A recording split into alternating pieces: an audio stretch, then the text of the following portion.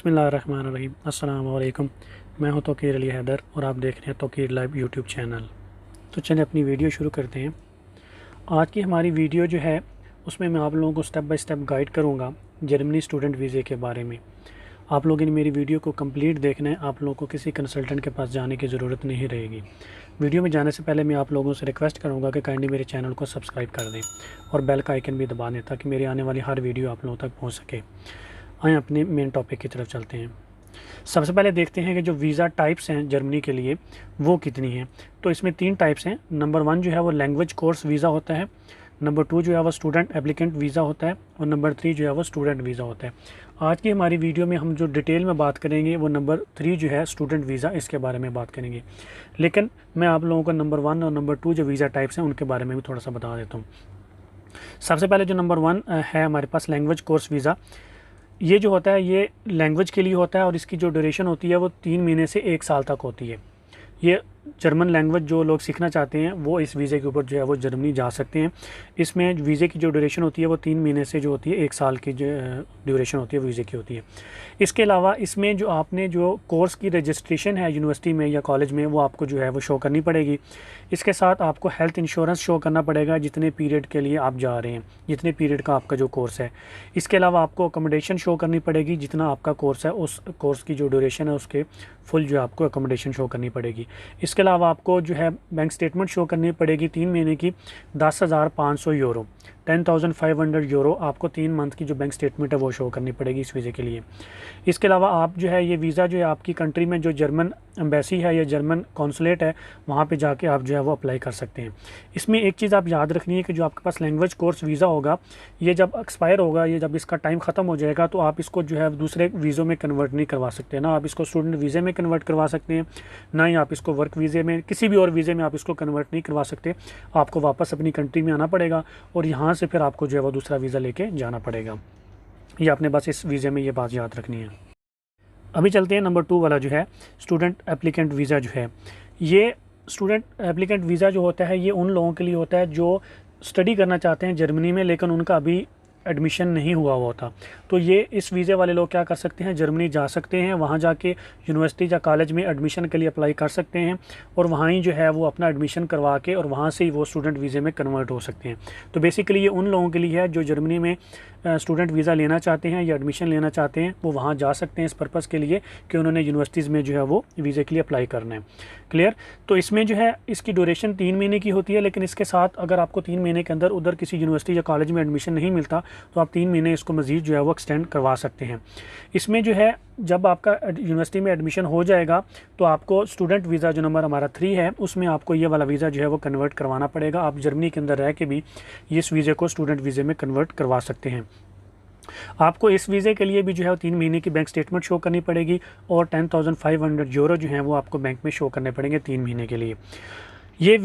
इस वीज़े के लिए भी आपको जो है फुल पीरियड की अकोमोडेशन शो करनी पड़ेगी और जो है आप ये वीज़ा भी जो है अपनी कंट्री की जो आपकी जर्मन एम्बेसी है या कॉन्सुलेट है वहाँ जाके आप जो है ये वीज़ा अप्लाई कर सकते हैं।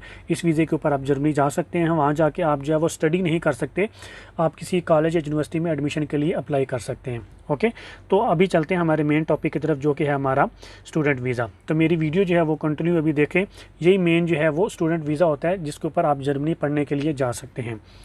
तो देख लेते हैं कि जो स्टूडेंट वीज़ा है उसकी एलिजिबिलिटी रिक्वायरमेंट्स क्या क्या हैं।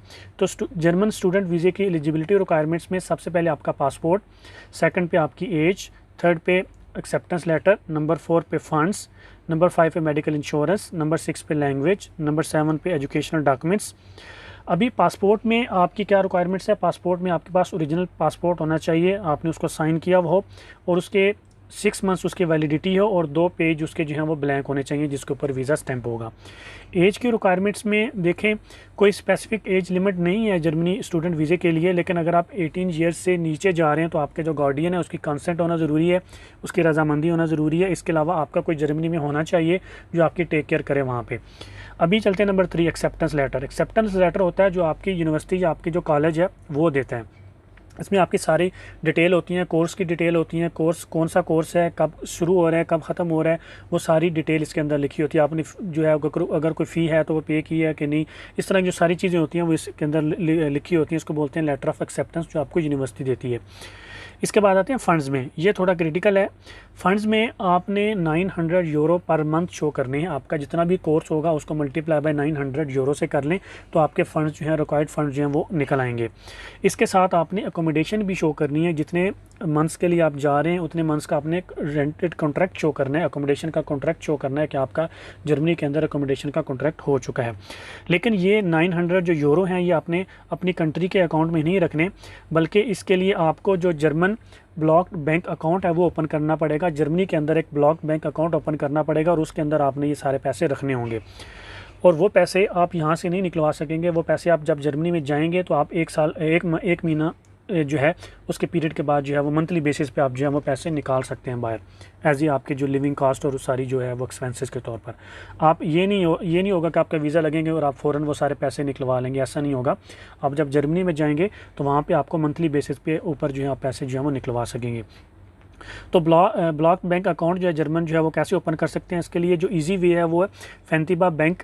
ठीक है, इसका ऑनलाइन ये जो मैंने लिंक नीचे दे दिया, आप इस वेबसाइट के ऊपर जाके इनका जो है ऑनलाइन बैंक जो है वो बैंक अकाउंट जो है वो ओपन कर सकते हैं। या इसके अलावा आप दूसरा जो है वो आप फॉर्म डाउनलोड कर सकते हैं और सबमिट कर सकते हैं। वो ये DHC bank, I am sorry अगर मैंने इसको रॉन्ग प्रोनाउंस कर दिया हो तो, बहरहाल ये वाला जो बैंक है इसके अंदर जो है वो आप जाके तो वो फॉर्म डाउनलोड करके और जो एप्लीकेशन सबमिट कर सकते हैं दोनों में। इसके बाद आते हैं मेडिकल इंश्योरेंस। मेडिकल इंश्योरेंस में आपको जो है जितना भी आपका टाइम पीरियड होगा आपके वीज़े का, उतने टाइम पीरियड की आपको जो है वो मेडिकल इंश्योरेंस शो करनी पड़ेगी किसी approved German health insurance provider से। क्लियर। इसके बाद जो लैंग्वेज आपके पास आती है, लैंग्वेज जो है वो डिपेंड करती है कि आप किस यूनिवर्सिटी में जा रहे हैं। उस यूनिवर्सिटी में क्या आपको इंग्लिश में पढ़ाया जाएगा, क्या आपको जर्मन लैंग्वेज में पढ़ाया जाएगा। तो जिस भी यूनिवर्सिटी की जो रिक्वायरमेंट है उसके अकॉर्डिंगली आपको वो लैंग्वेज कोर्स करना पड़ेगा। अगर तो आप इंग्लिश आपका जो उधर पढ़ाई है वो इंग्लिश में होगी तो फिर आपको इंग्लिश आइल्स वगैरह करना पड़ेगा। अगर वो जर्मन लैंग्वेज में है फिर आपको जर्मन लैंग्वेज कोर्स करना पड़ेगा। लेकिन मेरी रिकमेंडेशन में आप दोनों कोर्स करें, उससे क्या होगा कि आपके जो वीज़े के चांसेस हैं वो बहुत ज़्यादा बढ़ जाएंगे। इसके बाद नंबर 7 पे है एजुकेशनल डॉक्यूमेंट्स। एजुकेशनल डॉक्यूमेंट्स में आपकी जितनी भी एजुकेशनल क्वालिफ़िकेशन है उसके सर्टिफिकेट्स आपके पास होने चाहिए और उन सब जो हैं एजुकेशन जो आपकी जितनी भी है उसके एकेडमिक ट्रांसक्रिप्ट्स जो हैं वो भी आपके पास होने चाहिए। तो सर्टिफिकेट और जितने भी ट्रांसक्रिप्ट्स हैं ये दोनों आपके पास होने चाहिए। एलिजिबिलिटी रिक्वायरमेंट्स में आपको मैं सिर्फ फ़ंड्स जो है वो दोबारा बता देता हूँ। फ़ंड्स आपको 900 यूरो पर मंथ शो करने पड़ेंगे। जितना भी आपका कोर्स होगा उसको मल्टीप्लाई कर लें 900 यूरो से, ठीक है, तो आपके ये टोटल फ़ंड्स आ जाएंगे। प्लस आपने अकोमोडेशन शो करनी है, कॉन्ट्रैक्ट शो करना है कि आपकी जो अकोमोडेशन है वो ऑलरेडी अरेंज हो चुकी है जर्मनी के अंदर। लेकिन ये जो पैसे होंगे, फ़ंड्स होंगे, ये आपने अपनी कंट्री के बैंक अकाउंट के अंदर नहीं रखने, या आपने German block bank account open करना है उसके अंदर आपने ये पैसे रखने हैं।